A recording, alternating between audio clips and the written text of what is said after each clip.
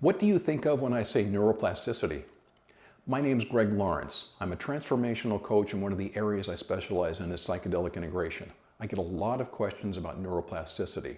So I'll just tell you that neuroplasticity is the chemical environment that's created during a psychedelic experience and lasts after that experience for a certain period of time that makes it easier to make new neural connections, to create new neural pathways, new habits, patterns, ways of being and thinking.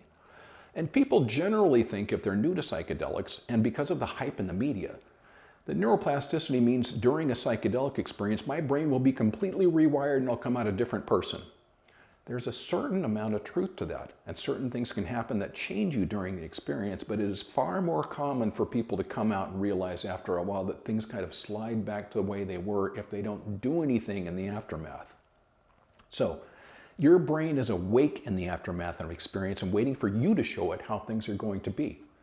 Even if you do things like brushing your teeth with your non-dominant hand, driving a different way to work, consuming media that's more in line with your higher intention, or even just observing your reaction to the situations around you and seeing what's happening in your world in a way that you might not have before, can lead you to making changes. But there is a flip side to neuroplasticity.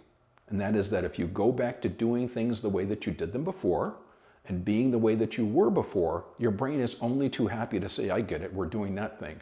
Don't worry, I'll take over from here, we'll just coast. So you're not required to do anything during or after a psychedelic experience, but if you've come to this looking for some kind of change, just be aware that it might be beneficial to think about what you're doing in the aftermath, to think about being mindful, conscious, and observing what happens around you. And just see what you get from that.